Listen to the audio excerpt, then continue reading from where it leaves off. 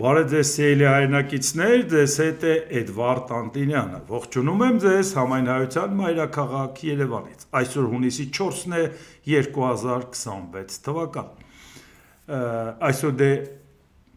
հիմնական բանավեճն է ընտրությանը մասնակցողների ընտրացուցակների առաջի դեմքերի մակարդակով Հայաստանի Շնորհապետական կուսակցությունը ներկայացնում է կուսակցության առաջի համար եւ վարչապետի թեկնածու Գուրգեն Սիմոնյանը, ուշադրությամբ կհետևենք զարգացումներին, բայց միևնույն է, այս ամբողջ ընթացքում այն ինչ արվում է, գլխավոր որոշումը շատ մարդիկ իրենց համար արդեն կայացրել են եւ այդ բանավեճով չի որ կայացնելու են, բայց ամեն դեպքում մենք կհետևենք, որովհետեւ թիվ 1 իրադարձությունն է ավարտը այս process-ի։ Եվ մեկ էլ ասեմ, հետո էլ ընտրության հարցին կանրադառնամ, վաղը Հայաստանի Շնորհապետական կուսակցության ակտիվը, կուսակցության նախագահ եւ վարչապետի թեկնածու Գուրգեն Սիմոնյանի գլխավորությամբ լինելու է Լոռու մարզում եւ Վանաձորում եւ մի քանի մարզի բնակավայրերում մենք անպայման ցանկը կտանք եւ նաեւ ընդեղից ես բոլոր բնակավայրերը, որտեղ կլինեմ, նաեւ կարճ ձեզ կներկայացնեմ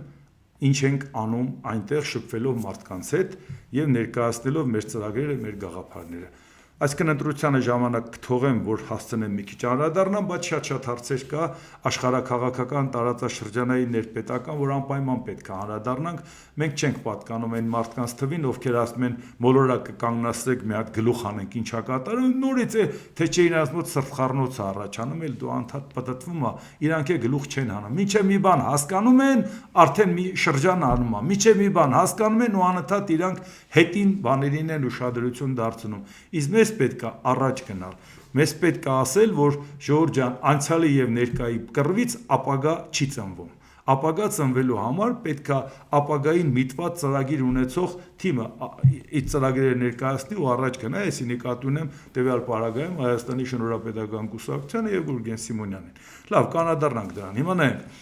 Եվրահանձնաժողովի նախագահ Ուրսուլա ֆոն դեր Լեյեն այսօր ես խոսել եմ վարչապետ Նիկոլ Փաշինյանի հետ Հայաստանի դեմ Ռուսաստանի վերջին սահմանափակումների վերաբերյալ։ Սա ոչ այլ ինչ է, քան տնտեսական հարկադրանք եւ դա անընդունելի է։ Հայկական արտադրանքի նկատմամբ արտահանման սահմանափակումները երկարաձգելով Մոսկվան հարաբերություններն օգտագործում է որպես զենք քաղաքական ճնշում գործադրելու համար։ Մենք շատ լավ գիտենք այս գործելավոճը։ Ահա թե ինչու է Եվրոպան հաստատակամորեն կանգնած Հայաստանի կողքին։ Մենք պատրաստում ենք ԵՄ աջակցության փաթեթ։ Այն ներառում է անհապաղ ֆինանսական օգնություն ավելի քան 50 միլիոն եվրոյի չափով եւ դրան դեռ կհաջորդեն նորերը։ Այն ներառում է միջոցներ ուղղված որոշ հայկական արտադրատեսակների, մասնավորապես գյուղմթերքի առևտրի դյուրացմանը, ինչպես նաև գործնական աջակցություն տուժած ոլորտներին, ինչպիսիք են հայկական ծաղիկները, հաշվի առնելով, որ Ռուսաստանը վերջերս սահմանափակել է Հայաստանի ծաղիկների ներմուծումը կասկածելի մեղադրանքների պատճառով։ Իդեպ, երբ որ ասում ենք Եվրահանձնաժողովի նախագահ, այն ձևով ասենք համադրելի հասկանալի, այսինքն 450 միլիոնանոց Եվրամիության վարչապետն է։ Ի պաշտոնե դա Եվրամիության վարչապետն է։ Այսինքն ասում ենք հանձնաժողովի նախագահը շատերը չեն պատկերացնում, թե ում մասին է խոսքը, ով է զանգել եւ ասել ինչով օգնենք։ Երբ որ մեռանք ասելով, ժողովուրդ ջան, եթե մենք հայտ ներկայացնենք Եվրամիությանը եւ Ռուսաստանը սանկցիաներ կիրառի, մենք այդ մարդկանց պետք է ասենք, մենք ընդունել ենք ձեր կանաչ գորգը, որ փռել եք մեր ոտքի տակ, կամ կարմիր, կանաչ ճանապարհ կարմիր գորգ, ընտրեք ձեր ճաշակի հարցը։ Եվ մենք գալիս ենք եւ մեզ ճնշում են, իսկ ինչով մեզ կօգնեք։ Նրանք էլ բացում են ժամանակացույցը, անհատական ամեն երկրի հետ կազմում են իրանց ճանապարհային քարտեզը եւ դու քայլ առ քայլ գնում ես։ Այո, եւ բարեբախտաբար դիմելով Եվրամիությանը նաեւ լուծում ես անվտանգային խնդիր, որովհետեւ Եվրամիությունը այսօր աշխատում է ճկուն անվտանգային խնդիր լուծելու համար Եվրամիության համար։ Այո, շատ անդամ երկրներ կան եվրոպական ՆԱՏՕ-ի անդամ, բայց դրանով չի սահմանափակում։ Կանադան Եվրամիության անդամ չի եւ շատ ակտիվ համագործակցում է։ Ճապոնիան Եվրամիության անդամ չի, շատ ակտիվ համագործակցում է։ Հարավային Կորեան նույնպես։ Ավստրալիա, Նոր Զելանդիա, որոնք որ Անժուսի անդամ են Միացյալ Նահանգների հետ, բայց դժգոհելով, որ Միացյալ Նահանգները ՆԱՏՕ-ի հետ կապված չի աջակցում Եվրոպային, Ամերիկայի դաշնակից ռազմական բլոկի անդամ Ավստրալիան, Նոր Զելանդիան օգտվում են այդ ճկուն հարաբերությանը, այդ նախաձեռնողների խմբի մեջ են։ Դրա մեջ անգամ Ավստրիան, որը որ ասել է ժողովուրդ, ինձանից ձեռք քաշեք, ես ՆԱՏՕ-ի անդամ չեմ դառնալու։ 55 թվականին, երբ որ Գերմանիան դարձավ ՆԱՏՕ-ի անդամ, ինքը ասեց հոп, այդ ժամանակ էլ նաև Վարշավայի պակտը, որ ստեղծեցին որպես ընդդեմ ՆԱՏՕ-ի, ասեց Ժողովուրդ ջան, հանգիստ եղեք, ես ոչ նրան եմ միանալու, ոչ նրան։ Հաշվի առնելով Գերմանիայի եւ Ավստրիայի մտերմությունը երկար չպատմեմ պատմական, ոնց որ ինքը ի սկզբանե փորձեց անգամ տարանջատվել։ Ժողովուրդ ջան, հանգիստ թողեք, ես կապ չունեմ, բայց այդ նույն Ավստրիան կանգնեց, ասեց Ուկրաինայի հարցի հետ կապված թիկունքին կանգնած եմ։ Սա ենք ասել, ժողովուրդ ջան, ինչ արագ իրանք արձագանքեցին, եւ Ռուսաստանը, որը ասեց տեսեք ընտրությունից առաջ ինչ կանեմ, Եվրոպան ասեց դա անում է սա, Քանի անգամ ենք այս մասին խոսել, որ մենք պետք է մտածենք, Եվրոպան մեզ կտա հնարավորություն, եթե մեր ապրանքը նույնիսկ իրանց ստանդարտին չհամապատասխանի, նա ձև կգտնի այդ ապրանքը վաճառելու։ Եթե գնային հարցում խնդրեմ ունենանք, ինքը կկոմպենսացնի, տրանսպորտային գնի հարցում խնդրեմ ունենանք, կկոմպենսացնի։ Եթե այլ հարցեր լինի նաև ստանդարտին համապատասխանելու, այդ հարցում կաջակցի։ Մի բուր շուկա է, ժողովուրդ ջան, աշների առաջ տենում եք Ուկրաինայի պահան, որը 5-րդ տարին է կռվում։ Ուկրաինայի պահան, որի 10 միլիոնը Եվրոպայում է գտնվում։ Այդ մարդկանց էլ է պահում, բացի բուն երկիրը, որ պահում է։ Պատերազմում է Ռուսաստանը եւ նախաձեռնությունն իր ձեռքը վերցնում։ Պատերազմի մեջ գտնվելով տեղական արտադրությունն է ռազմական տեխնիկան արտադրում, այն մակարդակի, որ արդեն իրանք են վերցնում Ուկրաինայից։ Այդ Եվրոպային է կանոն դնում։ Բայց ամեն ինչը բացատրում ենք, ասում են դե լավ է, ինչա խոսում է այս մարդը, այն մարդ դե լավ էլի, այդ երբ պետք է տենց առիթ լինի, հասկացանք երբ պետք է լինի։ Այտենց օրեղ է, լավ որ ես չբացատրեմ, եթե գա հասնի այդ վիճակին, եվրոպական ստանդարտի ապրանք չունենաս, սկի Ռուսաստանը չի ընդունելու։ Ռուսաստանը քաղաքական որոշումով դադարեցնում է։ Բայց ինչ ես անելու։ Հիմա շարունակենք, ուղղակի այնքան եմ սրա մասին խոսել, ոնց որ ասենք վերջապես ու այն դեպքում, երբ որ մեր իշխանությունները դե մենք Եվրոպա չենք գնում, մենք Ռուսաստանի հետ ենք, ԵԱՏՄ-ին խորանում ու լայնանում ենք, մենք գնում ենք Շանհայի համագործակցության կազմակերպություն, լուրջ, բան չի ես Շանհային դիմում, նոր հիշեցիք Եվրոպայի տեղը, իսկ Եվրոպան քեզ չի ասում, բայրեք ուր էիր, բան չի սենց արեցիր, այն լավ էր, որ մեր մոտից թռակ, նույնիսկ այն Սերժ Սարգսյանը, որը Եվրոպայից թռավ 4 տարի բանակցելուց հետո, դրանից հետո, երբ որ ինքը եկավ Եվրոպային ասեց, մենք ԵԱՏՄ անդամ ենք, բայց ուզում ենք ձեզ հետ գործընկերություն անել, նրա այդ ՍԵՊԱ-ն հաստատեցին, համապարփակ եւ ընդլայնված գործընկերությունը։ Իհարկե դա այն փաստաթուղթը չէր, որը որ մենք անում էինք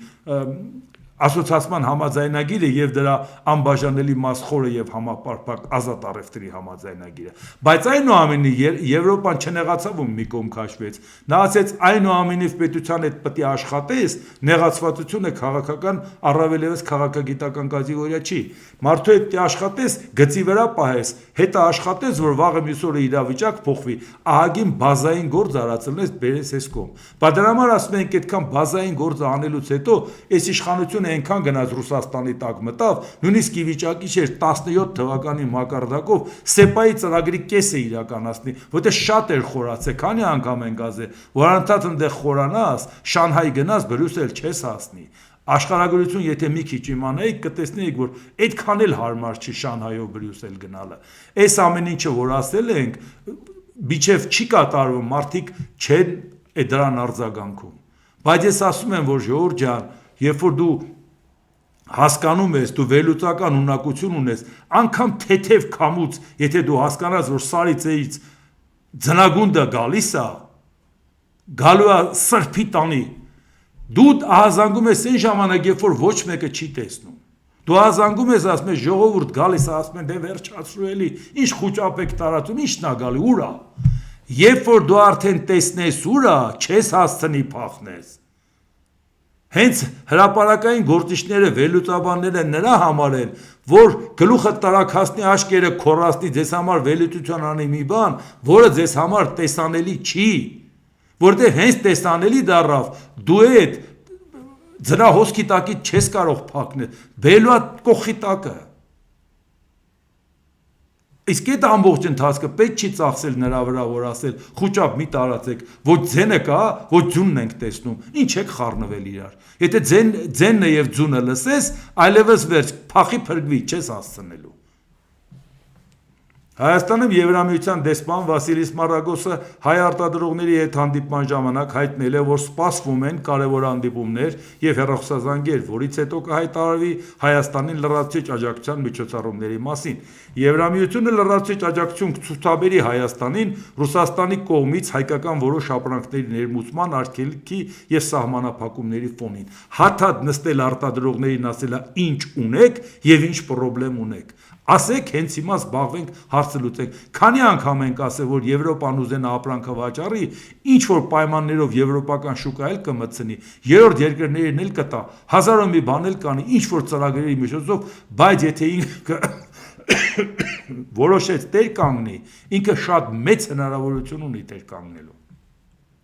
Իսկ հիմա նայենք Ռուսաստանից հերթական սպառնալիքները, այս ֆոնի վրա Եվրոպայի քայլերը։ Ռուսաստանի Դաշնության փոխվարչապետ Ալեքսեյ Ավերչուկը նշել է, որ Ռուսաստանը աջակցության միջոցներ չի ցուցաբերի Երևանին Եվրասիական տնտեսական միության շրջանակներում, ինչպես նաև երկկողմ պայմանավորվածությունների շրջանակներում, եթե այդ երկիրը որոշի շարունակել մերձեցումը Եվրոպական միության հետ։ Բայց եթե ինքը ասում է շարունակի մերձեցումը, օբյեկտիվորեն ձեր սանկցիայի պատճառով մենք արդեն շարունակում ենք մերձեցումը, նույնիսկ էքստրեմալ իրավիճակներում, որովհետև հիմա մեզ ձեռք է մեկնում Եվրոպան։ Դու մեր ապրանքները կանգնացրել ես, փչացնում ես մարդկանց ծախսերի տակ ես կողում, Եվրոպան ձեռք է մեկնում։ Դե հիմա դու չես տեսնում, որ մենք մերձեցումը ձեր պատճառով է առաջացել։ Որտե Նիկոլ Փաշինյանը իր խելքով չէր մերձենալու։ Մեռանք ասելով, բացատրելով ու ասելով, որ միակ ճիշտ ճանապարհը հայտ ներկայացնելն է, հստակ հայտ ներկայացնել ու նստել հետները սեղանի շուրջ խոսել։ Սա է ճանապարհը, խաղեր տալ չի կարելի։ Հիմա տեսակ, որ Ռուսաստանի հետ խաղեր տալ չի կարելի։ Բան ես խոստացել, երթում ես տվել, հենց ուզում ես խաղեր տաս, ասում են կփագենք։ Բայց հիմա չենք տեսնում, որ Ռուսաստանն է ստիպում, որ Հայաստանը Եվրոպայի հետ լավանա։ Իսկ մենք ասում ենք, չպետք է սպասես, որ քեզ ստիպեն, եւ դու ճարահայցյալ գնաս, հետեւողական քայլերով պետք է գնաս, նպատակային քայլերով պետք է գնաս։ Այդ տեսլականը, այդ հայեցակարգը պետք է ունենաս, որ ունենաս ճանապարհային քարտեզ։ Հետագա որոշումների ընդունումը ի թիվս այլնի կկախվի Հայաստանում կայանալիք ընտրությունների արդյունքներից։ Այսինքն ինքը արդեն մտածում են, որ տեսնենք ընտրություններում ով է հաղթում։ Եթե Փաշինյանն է հաղթում, իրան համարում են արևմտամետ, վայ ժողովուրդ ջան, արևմտամետ Փաշինյան, ավելի մեղմ ժպիտ դժվար է պատկերացնել։ Պարզապես նրանք օգնում են, Փաշինյանն էլ ասում է, դե որ օգնում եք շատ լավ է, ռուսներին կասենք դուք սենց արեցիք, մենք էլ օգնում ենք։ Բայց այսինքն ակնհայտորեն ռուսական տիրույթում գործող բոլոր ուժերը ասում են, այո, ճիշտ է անում Ռուսաստանը, շատ էլ լավ է անում։ Դուք եք մեղավոր, որ Ռուսաստանի դեմ եք դուսեք է, դրա համար ինքը այդպես ավարվում։ Դուք ուրախ եք, որ Հայաստանի գյուղացին տուժի, ֆերմերը տուժի, Հայաստանի քաղաքացին տուժի, Հայաստանի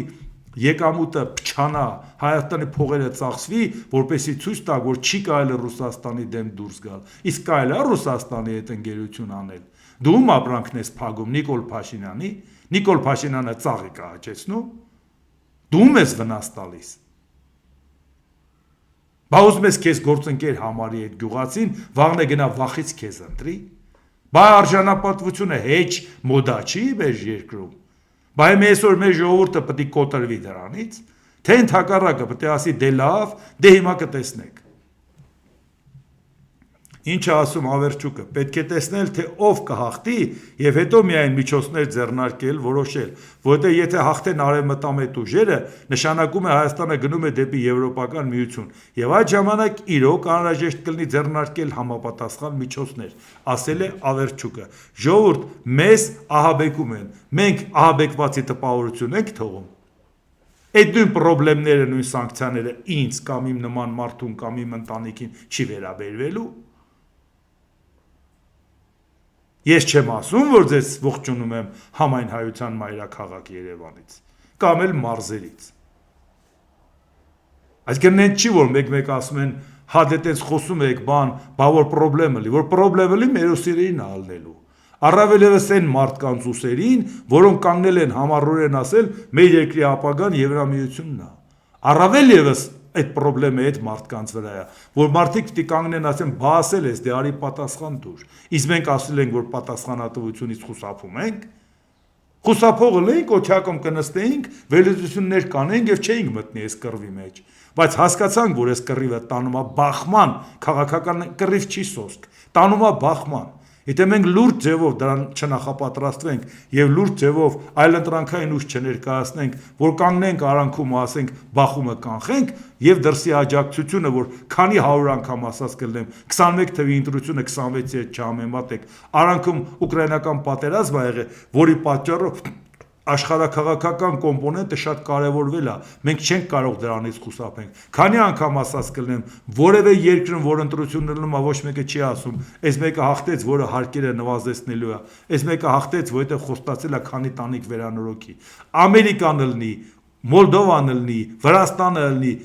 արևմտյան եվրոպական երկրները լինեն, որտեղ ընտրություն ա եղել, ասել են հաղթել են եվրոպական ուղղությունը, արևմտյան ուղղությունը կամ հաղթել են ռուսական կողմնորոշման ուղղությունը։ Մեկին լսել եք, որը բերի օրինակ թե ով է սոցիալական ծրագիր բերում, բայց այդքան որ ասում ենք Ժողովուրդ ջան, ձեզ խափում են, որ ներքաշեն նրա մեջ, երկիրը տեսօր ոտատակ են ուզում տան, երկրի ներսում ուզում են տանեն քաղաքացիական բախումների, մեկը ձեզ խափում է, ասում է թոշակը կբարձրացնեմ, մեկը բարձրացնում է, բայց վերագրում է իբր թե իրանց ծրագրին, մեկը ձեզ խոստանում է, որ տանիքա վերանորոգելու։ Դուք չեք հասկանում, որ երկրի տանիքը տանում են, որ պետք է լուրջ որոշում կայացնել։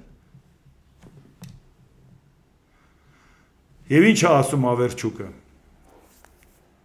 Մենք չենք կարող ֆինանսական աջակցություն իրականացնել մի երկրի, որն իր ապագան տեսնում է Եվրոպական միությունում, որը պատրաստում է Ռուսաստանի դեմ պատերազմի։ Ինչու պետք է մենք աջակցություն միջոցներ ցուցաբերենք նման երկրին։ Մենք ինչ է փող ենք տալու նրանց, ովքեր վաղը գուցե պատերազմելու են մեր դեմ, ընդգծել է Ավերչուկը։ Այսինքն եթե դուք միանում եք Եվրամիությանը եւ Եվրամիությունը ցանկանում է պատերազմել Ռուսաստանի հետ, դուք միանում եք մեր դեմ, այսինքն մեզ հայտարարում են թշնամի, ժողովուրդ ջան։ Ավելի պարզ ինչ ասեն, որ մենք հասկանանք։ Ավելի պարզ ինչ ասեն, որ մենք ասում ենք, այդ ճկուն մեխանիզմում կտեղավորվենք, իհարկե որպես նպատակ մենք կարող ենք ասել, ուզում ենք անդամակցենք ՆԱՏՕ-ին, բայց հասկանում ենք, որ դա իրատեսական չի այս պարագայում, լավ իմանալով, որ դրան տարիներ է պետք, իսկ մենք այդ տարիները չունենք այս ընթացքում, բայց այն ճկուն մեխանիզմը Եվրոպայում կա, որ նրանց դիմենք, դրա համար ցուցանիշների բարձրանալու խնդիր չկա։ Ուղղակի դիմում ես, ասում ես անվտանգային առումով օգնի ինձ։ Տանիք կանգնի, օգնի ինձ։ Դա Ֆրանսիան է, դա Մեծ Բրիտանիան է, դա Գերմանիան է, դա այն երյակն եմ ասում, բայց այն ամբողջը, որ թվարկեցի ձեզ, այդ բոլորը, որ կանգնած են Ուկրաինայի թիկունքին, համաեվրոպական ծրագրի թիկունքին, դիմելով Եվրոպային, լուծում ես նաև անվտանգային խնդիրը։ Բայց ինչ ենք ամեն անգամ այդ նույն բանը ասել։ Մեզ անընդհատ ասում են, բա որ Ռուսաստանը դուս եկավ, էս կլինի։ Հիմա Ռուսաստանը տեսեք ինչ է անում։ Իր ուզած մարդը պետք է լինի։ Այդ ենք ուզում մենք։ Այն դեպքում, երբ որ Նիկոլ Փաշինյանը վծամ իր ուզածը, չէ՞։ Անկամ բառը ձևական ասած դեպի Եվրոպա, այդ էլ են ուզում պատժեն, որովհետև ասում մենք այնտեղ լավ տեխնացու ունենք։ Եթե իրանց տեխնացուն շատ ձայն ստանալու հնարավորություն չունենար, ռուսները լավ էլ կսսկվեին Նիկոլ Փաշինյանով լավ էլ յոլա կգնային։ Բայց հիմա ասում են ինչի՞ չէ, որ ավելի հավատարիմ մեկը կունենանք, էլ ինչ ենք Նիկոլ Փաշինյանի հետ համագործակցում, որ Ռուսաստանի Դաշնության փոխնախագահ Ալեքսեյ Ավերչուկ, Հայաստանում ավելի լավ է, հնարավոր է կարճ ժամկետներում հանրաքվե անցկացնել եւ կողմնորոշվել, ցանկանում են արդյոք մնալ Եվրասիական տնտեսական միությունում, թե ցանկանում են միանալ Եվրոպական միությանը։ Հերթական անգամ ասենք, որ մեր հասարակությունն էլ իմանա, շատ դեպքերում ասում են, բա լավ, մենք որ ԵԱՏՄ անդամ դառել ենք, բայց այն ժամանակ ինչի հանրաքվե չեն գալի։ Այն ժամանակ օրենքը չի եղել, նման կետ չի եղել, որ որևէ վերպետական կառույցին անդամակցելու հետ կապված հանրաքվե անցկացնեն, դա 18 թվականին անցում է, եւ դա ձեզ ներկայացրել եմ։ Եվ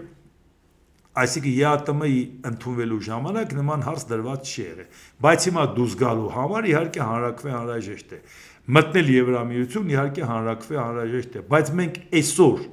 դուրս գալու հարց չենք դնել, ոչ թե դուրս չենք գալու։ Ժամ առաջ ենք դուրս գալու, եթե մենք ելնենք, ժամ առաջ։ Դիմելու ենք Եվրամիությանը, ռուսներն ասեն, ես ինչ եք անում, պետք է ասենք դե մեկ, դուք էլ ձեր քայլն արեք։ Ուզում եք դուրս գանք, շատ լավ, հաջողություն, եկեք նստենք իրար հետ պայմանավորվենք եւ դուրս գալու քայլերն անենք։ Brexit արեց մեծ Բրիտանիան 4 տարի տևեց, մինչեւ իրանք հանգիստ իրարից ազատվեցին։ Իհարկե ԵԱՏՄ-ի հետ կապված շատ ավելի արագ կարող է լինել, մեծքան երկար ժամանակ պետք չի, բայց գոնե պետք է հայտը ներկայացնես, որ այդ հարցը լինի։ Բայց հայտը ներկայացնելուց առաջ Եվրամիությանը պետք է դիմես, որ այդ հարցը դիմում գրելու համար հանրակրվե պետք չի։ Դուրս գալու համար, այո, պետք է։ Բայց այդ դեպքում հարց է առաջանում։ Եթե այսօրվա ընտրություններով արևմտյան ուժ ներկայացնող իրական, որ ես ասում եմ Հայաստանի շնորհապետական կուսակցություն, որ հստակ ասում է, հայտ կներկայացնենք Եվրամիության անդամակցության։ Երբ որ ասում են ուրիշներն են ասում, ինչի արժանահավատ չեմ համարում դա, որտեղ այդ մարդիկ սատարում են Նիկոլ Փաշինյանը եւ ասել են, մտնենք խորհրդարան, սատարելու ենք իրան։ Այսինքն իրանք ոչ թե արևմտամետ ուժ են, իրանք սատարում են Նիկոլ Փաշինյանի արտաքին քաղաքականությունը։ Նիկոլ Փաշինյանը եթե միանա Աֆրիկայի ազգային կոնգրեսին իրանք կասեն դեսակ ինչ բազմավեկտոր քաղաքականություն ավարում Նիկոլ Փաշինյանը, մենք արևմտամետներս իրան պաշտպանում ենք։ Նիկոլ Փաշինյանը ուզում է միանա իսլամական համագործակցության կազմակերպությանը կամ արաբական պետությունների լիգան, նա իրանք ողջունելու են։ Բալանսավորված քաղաքականության համար։ Դրա համար իմաստ չունի մենք քննարկենք այդ հարցը։ Լուրջ ձևով պետք է ձայն ստանային ուժը, որը ասում է, որ ես իշխանության հետ չեմ, իշխանության հետ կապ չունեմ, իշխանությանն էլ չեմ միանալու։ Մեր ծրագրին թող իշխանությունը միանա, որտեղ այս կարճ ընթացքում կյանքը ցույց տվեց, որ այն ինչ որ մենք ասում էինք ի սկզբանե, որ ոչ մեկին էլ չենք միանալու, մենք մեր ծրագիրն ենք առաջ տանելու, ոչ թե այսօր Նիկոլ Փաշինյանը մեզ արևմուտք է տանում, մենք էլ ասում ենք արևմուտքը ճիշտ է ասեն, դե նա Փաշինյանն է, ոչ, մենք ենք դա անում, Փաշինյանն է այսօր ստիպված դա ուզում անի։ Մենք չենք իրան միանալու, ինքը պետք է մեզ միանա, որտեղ իր համար սա իրավիճակային որոշում էր, ինձ համար 22 տարվա պայքար։ 2004 թվականից եմ ասել, Վրաստանը մեր առաջ ճանապարհ է բացել, ում ենք սպասում, թե երբ դա տեղի կունենա, բայց մոտենանք դրան։ Իսկ դա նաև ասել է Հայաստանի շնորհապետական կուսակցությունը, երբ որ ինքը ստեղծվել է։ Դա ասել է Գուրգեն Սիմոնյանը իր բազմաթիվ հայտարարություններով։ Հստակ առաջի գործը անելու ենք դա։ Այսինքն, անենց որ եթե որևէ մեկն ասում է դե նա իշխանությունն անում է, դուք իրոք տեսնում եք, որ իշխանությունն անում է։ Ռուսաստանը հետ կանչի վաղանդեղ է։ Ծաղիկները ընդեղից առնեն ընդեղը։ Մենք պետք է հենց մեր քայլով պարտադրենք, եթե մենք կլինենք քայլը կանենք, մենք չլինենք, ով էլ լինի կպարտադրենք այդ ստացած ձայներով, որ ասենք դե հիմա դիմումը գրեք։ Բայց դրա համար հիմա մեզ պարտադրում են, ասում են հանրակրվե արեք։ Էլ ինչ հանրակրվե անենք, այսօր ամսի 4-ն է, 3 օր հետո է հանրակրվե է էլի։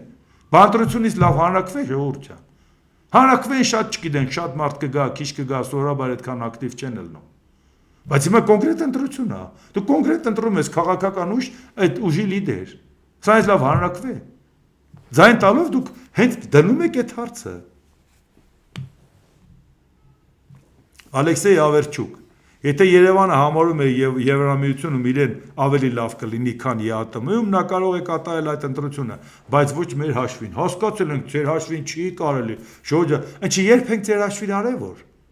Այն ինչ որ Հայաստանից տարել եք, մի բան էլ մենք ենք պարտ մնացել, հա։ Իսկ սովետի թվի պարտքերը դուք մեզանից փող տարաք, որտեղ ամեն մեկս մեր չափը ունեինք սովետական միության ունեցածի մեջ։ Պարտքերը շատ ավելի քիչ էր, քան սովետի ունեցած ակտիվները։ Ես էլ տնտեսագետ եմ, մի անգամ էլ թվերով, փաստերով ներկայացել եմ, որ անգամ սովետի ժամանակ մենք ձեզ պարտ չենք մնացել։ Դուք եք մեզանից տարել ավելի շատ։ Մենք կողմ ենք այն բանին, ինչը հենց իրենք հայերը իրենց համար լավագույնն են համարում։ Ահա։ Շաքար խոսքինով բան կասի, այսինքն եթե մենք լավագույնն ենք համարում Եվրամիության անդամակցությունը, դուք կողմ եք։ Շնորհակալություն։ Եթե նրանք կարծում են, որ իրենց համար ավելի հարմար կլինի Եվրոպական միությունում եւ ավելի լավ կլինի Եվրոպական միությունում, նրանք իհարկե կարող են գնալ այնտեղ։ Շնորհակալություն։ Որ չասեիր է, չգիտեինք, որ կարող ենք գնալ։ Այ լավ ասեցի, դե էլ ոնց չլսենք։ Գործակալության զրուցակիցը հստակեցրել է, որ Երևանը կարող է կատարել այդ ընտրությունը, եթե ցանկանա։ Այդ որ ասենք խոսել է Ավերտ։ Հիմա մենք տեսնենք, Ռուսաստանից էլ ինչ ենք լսում։ Էլ ինչ լսենք, որ հասկանանք, որ ճիշտ ուղղությունը հստակ, որ մեր հասարակությունը իր վերաբերմունքն արտահայտի։ Որովհետեւ եթե հանկարծ մեր հասարակությունը ռուսամետ ուժերին ձայն տա, Ռուսաստանը պետք է ասի, «Էս իմ երկիրն է, ժողովուրդ ջան, էս ովքեր են խաղեր տալի»։ Այո, զորքն էլ ստեղ է, պետք չի նոր զորք մտցնի։ Եվ պետք է իր կառավարման տակ մտնի։ Չեք հասկանում դա։ ՌԴ նախագահի հատուկ ներկայացուցիչ Բորիս Տիտով Ռուսաստանը հայկական գյուղատնտեսական արտադրանքը կփոխարինի ադրբեջանականով։ Ադրբեջանը ի վիճակի է ռուսական շուկային առաջարկել զգալիորեն ավելի շատ գյուղատնտեսական արտադրանք, քան Հայաստանը։ Բա որ ասում ենք ադրբեջանական ապրանքի դեմը մի բացեք, ադրբեջանական ապրանքը ի վիճակի է Հայաստանի շուկան մերցնի, Հայաստանի արտադրողին մերցնի, փագեն իրանց հիմնարկները, որ այդքան բացատրում էինք չէիք հասկանում։ Բանը ճանապարհներն ու սրտները բացում եք Ադրբեջանի առաջ։ Դուք չգիտեք, որ մեր ապրանքը մրցունակ չի։ Գոնե մենք ասել ենք, չէ, լավ, եթե էժանը պետք է բերի, լավ անվտանգային հարցը երբեք չենք մոռանում, որ գիտենք, որ պետք է ստուգվի, որը մենք դա չենք էլ կարողանում անել, քաղաքական առումով չենք էլ ստուգելու։ Բայց եթե էժան ապրանքը մտավ, համարենք մեր գնորդին ձեռք տվեց, բա թանկ ու որակով ապրանքը մենք դե արտադրենք, տանենք դուրս, չէ։ Միայն մի դեպքում մենք կարանք շահած դուրս գանք։ Էժանը բերեց, մեր ժողովուրդը էժան առավ, թանկը ծախեցիր դուրսը, փող բերեցիր եւ նաեւ այդ տնտեսությունները զարգացավ։ Այդ ձևով, իսկ եթե էժանը բերեց քո տնտեսությունը մեռավ,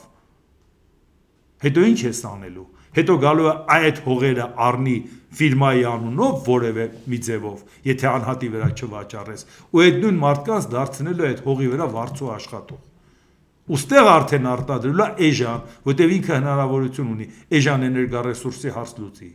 Դու չես կարող իր այդ մրցակցես։ Նույնիսկ եթե Իրանից առնես գազը։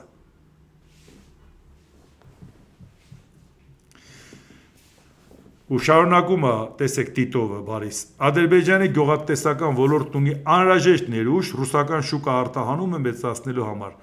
Սա ենթադրում է արտահանման ծավալների մեծացման և թափուր տեղերը լրացնելու հնարավորություն, ընդլայնելով արտադրությունն ու լոգիստիկ հնարավորությունները։ Այսինքն ես քո վրա ճնշում եմ, որ քեզ մերցնեմ քո տնտեսությունը։ Այդ ժամանակ Եվրոպան ձեռք համեկնում, ասում է դե դու էլ իմացի, ես որ քո վրա ճնշում եմ, ես Ադրբեջանից այդ ապրանքը կստանամ, ավելի էժան, ավելի որակով։ Դե գնա հաջողություն, լոգիստիկ խնդիրներն էլ Ադրբեջանի հետ լուծելը շատ ավելի հեշտ է, սահման ունեն եւ այլ եւ այլ։ Հիմա մեզ էլ ինչ է թողում անելու։ Ցանկացած պարագայում ինքը նախապատվությունը Ադրբեջանին է տալու։ Նորություն է դա մեզ համար։ Ռուսաստանի անվտանգության խորհրդի քարտուղար Սերգեյ Շայգու Ռուսաստանի զբոսաշրջիկների թիվը կրճատումից Հայաստանի կորուստները կարող են հասնել 1.5 միլիարդ դոլարի, եւ Եմեն չի կարողանա փոխհատուցել դա։ Եմեն կկարողանա միայն փոքր գումարներ հատկացնել իրեն օգուտ բերող նախագծերի համար, օրինակ սեփական քարոզչության համար։ Ավելի պրիմիտիվ բան դժվար է պատկերացնել։ Այսինքն դուք ուզում եք նախ մենք Վերամիության անդամ դառնանք, դա կարող է լինի ինչ-որ ժամանակ հետո, չէ՞, տարիներ, գուցե տասնամյակներ։ Դուք այսօր որ հաշվում եք 1.5 միլիարդ դոլար, երբ եք հաշվում, մենք վաղ մտել ենք Եվրամիություն, կամ ինչ է նշանակում, որ դուք ասում եք, որ այսքան զբոսաշրջիկ է գալու։ Այսինքն դուք մի հատ տոտալիտար պետություն եք, որը կարող է կանգնի ներողություն, որը կարող է կանգնի իր զբոսաշրջիկին ասի Հայաստան չգնաք։ Այսինքն դուք պատկերացնում եք, ասենք ենթադրենք, ես ուզում եմ գնամ մի երկիր, մեկ էլ մեր կառավարությունը որոշի, ասի չպետք է գնաս այդ երկիր։ Net անվտանգային խնդիր չկա կամ չգիտես ինչ չկա, ուղղակի ինքը արգելում է մենք գնանք այդ երկիր։ Բայց դուք այսինքն հրապարակային ընդունում եք, որ դուք եթե որոշեցիք, դուք չեք թողա տուրիստը գա, բա ո՞նց կարելի է այդ երկրի հետ ընդհանրապես գործընկեր լինել։ Այն է ստրատեգիական։ Հիմա Արադ Միրզոյանն ինչ է ասում։ Միջազգային բազմաթիվ գործընկերներ Եվրամիությունից, արաբական երկրներից, հարևաններից հետաքրքրված են մեր արտադրողների հետ համագործակցությամբ։ Ծաղիկի խմբաքանակ է մեկնել բոլորովին նոր շուկա եւ սպառվում է։ Հա, Եվրամիության անդամ երկրի շուկա է գնաց, եթե չէ, էլ ասել գիտենք էլի, բայց ժողովուրդ ջան, հիշում եք արաբական երկրների հետ կապված ինչքան եմ ասել։ Այդ մարդիկ պատրաստ են թանկ ու որակով ապրանք առնեն, անապատային երկիր են, որոնք բարեկեցիկ ապրում են։ Ինչի՞ չենք մենք աշխատում նորմալ ապրանք ունենանք, նրանք էլ կառնեն։ Են չենք ընկել Ռուսաստանի հույսի։ Հիմա հասկացաք, Ռուսաստանը պետք է իր հիմարությունն անի, որպեսզի մենք այլ ընտրանք որոնենք։ Ռուսաստանը իր հիմարությունն արեց, ծաղրում էր Եվրոպային, ասում էր, «Էսա կսառես ծմերը»։ 22 թվականի մասին է խոսքը, երբ որ հարձակվել էր Ուկրաինայի վրա, իսկ իրանք Ուկրաինային պաշտպան։ Կսառեք, թանկ գնով գազ կառնեք, կգաք մեր ոտերը կընկնեք։ Սառեցին, թե չսառեցին, չսառեցին էլ։ Խնայողության ռեժիմ կիրառեցին, թանկ առան, այո։ Բայց ուրիշ տեղից գծերը բերեցին առան, հիմա Ռուսաստանն անգե Եվրոպայի ոտերն ասում է, էլի կռվենք, ժողովուրդ ջան, բայց նավթ ու գազը ինչի չեք առնում։ Ինձանից առեք, ավելի էժան գնով կտամ, ասում են ոչ, քեզ հետ ընկերություն անել չի կարելի, ուշադրություն դարձրեք։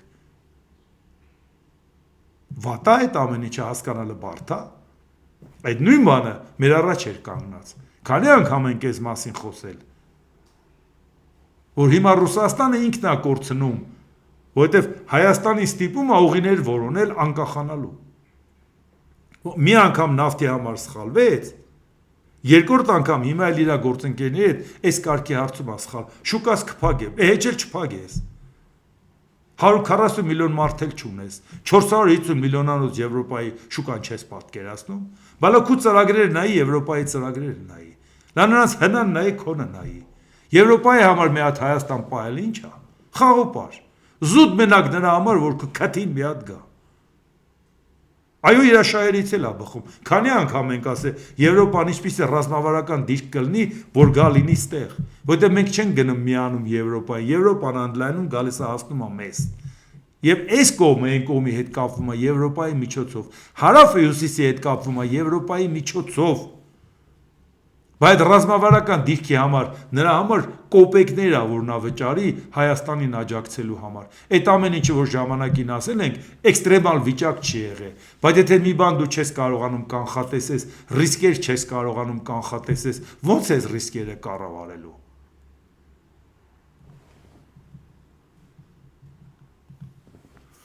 Ռուսաստանի արտգործնախարարության պաշտոնական ներկայացուցիչ Մարիա Զախարովան անդրադառնալով Երևանից հնչող այն հայտարարություններին, թե առաջիկա խորհրդարանական ընտրություններից հետո հայ-ռուսական փոխգործակցությունը կարող է ակտիվանալ, հայտարարել է. ռուսական կողմը երկկողմ հարաբերությունների զարգացումը չի պայմանավորում Հայաստանի ներքաղաքական ընտրական գործընթացները։ Լուրջ Մարիա Զախարովա պաշտոնական տեսակետ ես հայտնում, բա ընդամենը վերև չկարդացի, որ ասել է, սպասում ենք մի հատ տենանք ընտրությունն ինչ է ալնում, որ իմանանք Հայաստանի հետ ոնց հարաբերվենք։ Հիմա ես ինչ պետք է անեմ, երկու ձեր պաշտոնյայի ասածը բերեմ, ամփոփեմ, հետո այն մեկին ասեն, լալսի նա ինչ ասել, նա ինչ ասել, մենք ահագին գործ ունենք, հա ձեր պարապը չենք, ժողովուրդ ջան։ Ուզում ենք ասենք, այս մարդիկ անգամ այնքան խուճապի մեջ են, իրարամերժ կարծիքներ են հայտնում։ Մեկը ասում է պայմանավորված է Հայաստանի հետ գործընկերությունը ընտրությունների արդյունքներով, սա էլ ասում է մենք չենք պայմանավորում ընտրական գործընթացներով։ Մոսկվան երբեք իր քաղաքականությունը Հայաստանի կամ որևէ այլ երկրի հանդեպ չի կառուցել ելելով ընտրական փուլերից։ Զախարովան ընդգծել է, որ Ռուսաստանը մտադիր չի աջակցել այնպիսի գործընթացների, որոնք կարող են նպաստել Եվրոպական միության հետ Հայաստանի հետագա մերձեցմանը, ի հաշիվ գործող ինտեգրացիոն միավորումների շահերի։ Եվրամիությունը Ռուսաստանի հանդեպ ոչ բարեկամ քաղաքականություն է վարում եւ բոլոր կողմերից աջակցություն է ցուցաբերում Ուկրաինայի իշխանություններին։ Մոսկվան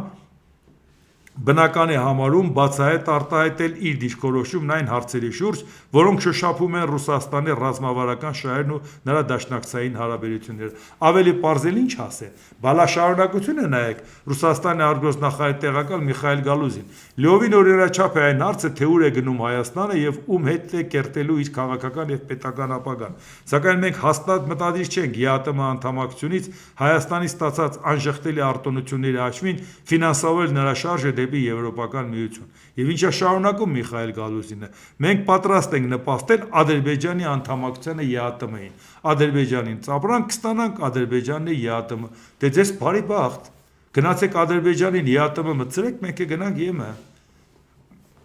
Ինչա, մեզ վատություն եք անում։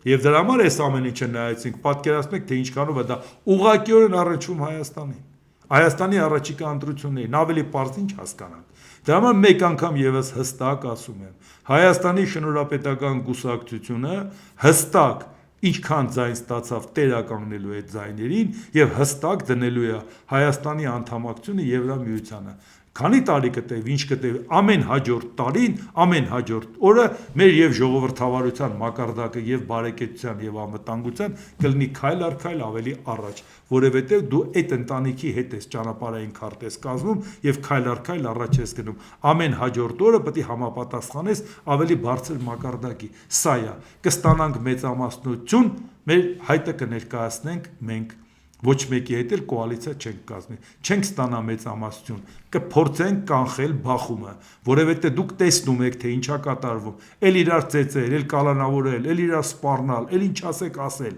Այս իշխանությունը պետք է ամեն ինչ անի, որ ասի նրանք այս ռուսական գործակալները տանում են, օդանավակայանից մարդիկ են բռնում, ասում են գնացեք վարժանքի եւ այլ, դուք տեսնում եք ինչա կատարվում։ Այսինքն եթե նրանք մեծամասնություն ստանան, ինքը չի ընդունելու այդ արդյունքը, որովհետև գիտի, երբ որ նրանք հաղթեն, իրան ոտքերից կախելու են։ Իսկ այն մյուսներն գիտեն, որ եթե Նիկոլ Փաշինյանը հաղթեց, իրանք ճաղերի հետևում են հայտնվելու։ Այսինքն սա մահու կենաց կռիվ է երկուսի համար էլ, որի համար մարդկանց տանելու են բախման։ Ընտրությունը դեռ չսկսած, ընտրության արդյունքները չեն ճանաչում։ Այսինքն նախապես տրամադրում են ժողովրդին, որ մենք փողոցում այդ ընտրության արդյունքները վիճարկելու ենք։ Ու չկասկածեք, որ եթե նրանք ժողովուրդ անեն, Փաշինյանն էլ է հանելու։ Չկասկածեք, Փաշինյանի համար բացարձակ խնդիր չի ժողովրդին հանի, եթե նույնիսկ բախում լինի։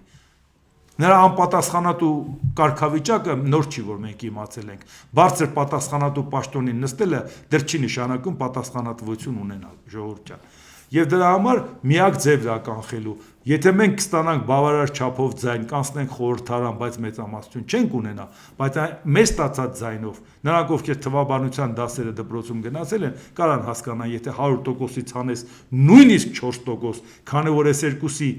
գումարը շատ մոտ է իրար, երկուսից ոչ մեկը 50%-ի եւ ավելին չի ստանա։ Ու այդ ժամանակ կկանգնենք եւ հստակ կասենք, ժողովուրդ ջան, այդ դեպքում մենք մեր վարչապետի տեխնացուին ենք ընտրում, չեք ուզում բախում լինի, մենք ինքներս չենք ուզում։ Մենք այդ մանդատով այդ բախումը կանխելու ենք։ Դրա համար ձայն տվեք մեր տեխնացուին, Գուրգեն Սիմոնյանը կդառնա վարչապետ, որի պարագայում ինքը ոչ մեկին չի պատրաստում կամ ոտքերից կախի կամ բանտերը լցնի, քաղաքական գնահատական կտրվի բոլոր ժամանակներին, առաջի նախագահից սկսած մինչև այսօրվա վարչապետը, բայց իրավական գնահատական կտա իրավապահ համակարգը եւ ոչ մեկը չի խուսափի պատասխանատվությունից օրենքի առաջ։ Քաղաքականությամբ չենք խորանալու եւ չենք միջամտելու իրավական համակարգին, բայց քաղաքական գնահատականը կլինի ուղենիշ, որ մարդիկ կհասկանան, թե ի վերջո ինչի մեջ է ներքաշել մեր երկիրը։ Ավելի պարզ, ինչ ասենք, դա է։ Եթե որևէ ձևով ոչինչ չլինի, մեր կարիքը չունենան, որպեսի մեզանից կախված լինի կառավարություն ձևավորելը, մենք կգնանք եւ որպես ընդդիմադիր ուժ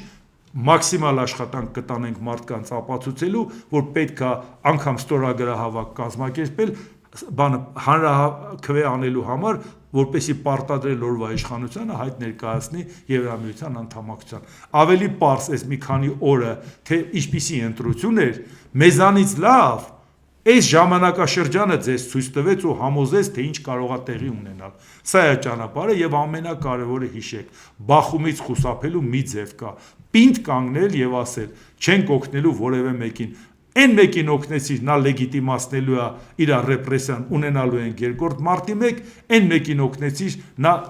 լեգիտիմացնելու է, ու տեսեք ինչն է խնդիրը։ Երկուսի գնահատականը ընտրությունների մասին համարելու են կողմնակալ։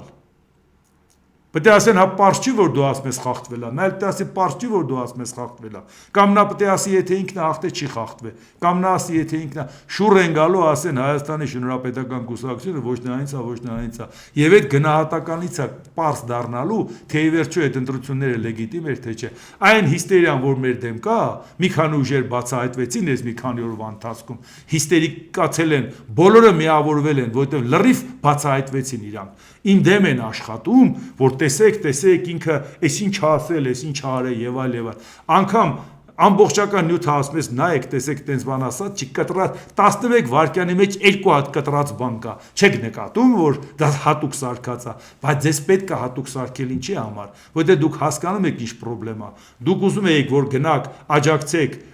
ռուսամետ ուժերին, որպեսզի նրանք հաղթեն, մենք ձեր խաղաքարտերը խառնում ենք։ Երբ որ մենք մտնում ենք, դուք չեք ստանում այն ձայնը, որպեսզի օգնեք նրանց։ Այդ դրա համար եք հիստերիայի մեջ ընկել եւ բոլորով բացահայտվել եք եւ պասերով խաղում եք 4-5 կուսակցություն մեր դեմ։ Կուսակցություն կա, որ գնում է քարոզարշավի, մեզ զանգում ասում են. «Եկել է, չի ասում, եկել ենք ձեզ ներկայացնենք»։ Գնում ասում է շնորհապետականին մի ընտրեք, վայ գիտեք ինչ, նրան մի ընտրեք, բան։ Ընդեղից զանգում ասում են Ժողովուրդ ջան, այս կլոուններն ովքեր են։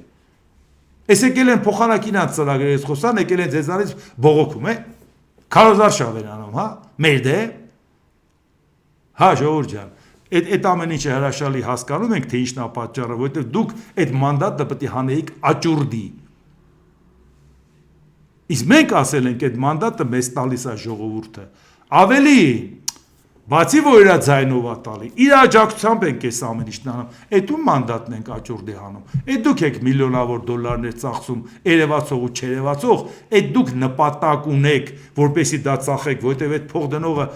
չի ասելու, դուք ապուշ չեք, կարող է ես միլիոնավոր դոլարներ եմ ծախսել, որ դուք գնաք պատգամավորի աշխատավարձ ստանաք, բար չի, որ իրանք այդ մանդատը ծախելու համար են ուզում, բան չեն հիստերիայի մեջ ընկել, կորչում է այդ փողերը, Ժողովուրդ ջան, պատասխան են տալու իրանց փող դնողների առաջ, հիմա այդ չեք հասկանում, որ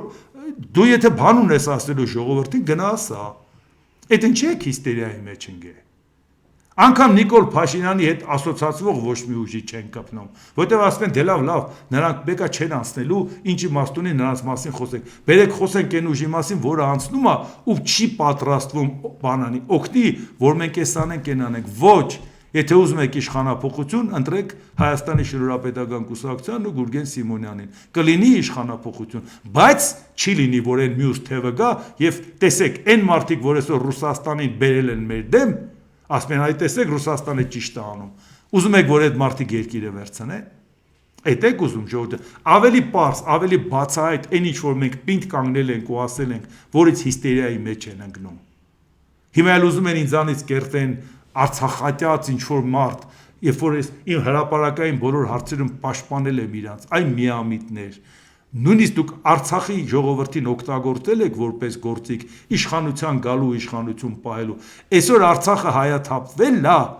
այդ մարդիկ տնից զրկվել են։ Այսօր էլ այդ մարդկանց օգտագործում եք, նրանց էմոցիան օգտագործում եք ձեր համար, որպեսզի դրանով ձեն ստանաք։ Կամ դրանով փորձեք վնաս տալ, որ մենք ձեն չստանանք։ Այ միամիտներ, մի անգամ եւս ասեմ, Հայաստանի ընտրողն է մեզ ընտրելու։ Հայաստանի ընտրողն ասում է՝ «Քու ցավը տանեմ, դու մեզ շահերն ես պաշտպանում, ճիշտ ես անում»։ Բայց ես ուզեցել եմ, որ այդ լարվածությունը, այս թշնամական մթնոլորտը փարատեմ, ցույց տամ Արցախի եկած խոպանչիները, որ եկան Ռոբերտ Քոչարյան, Սերժ Սարգսյան, ինչ բերեցին մեր երկրի գլուխը եւ Արցախի գլուխը, ինչ արեցին, որպեսզի այն մարդիկ, որ եկել են Հայաստան, դենց վիրավորված իրանք եկել են ու մտածում են, որ Հայաստանը իրանց հետ վատ ավարվե, ու այդ դեպքում, երբ որ Հայաստանի արածը իրանք քննադատում են, հայաստանցին շատ վիրավորվում, ասում են, այդքան արածից հետո, իսկ ես ուզում եմ, որ այդ ամեն ինչը հարթվի, բայց եթե դուք ուզում եք սրեք, դուք չեք հասկանում, որ դրանով հայաստանցուն ասում եք քու ցավը տանեմ, գնա Անտինյանին ձեն տուր, հասկացաք հիմա, բայց ափսոս է, որ դուք դրա պատճառով էլի գործիք սարքեք Արցախահայերին։ Ես խնդրեմ չունեմ, դուք եք ունենալու, այն մարդիկ են ունենալու։ Դե ինչ, այսօր այսքանը, եթե հավանեցիք, սեղմեք լայք կոճակը, բաժանորդագրվեք Էդվարդ Անտինյան YouTube-յան ալիքին, սեղմեք զանգակ կոճակը, գրեք մեկնաբանություններ, գրեք հարցեր, դիտեք եւ դատեք ինքներդ։ Շնորհակալություն։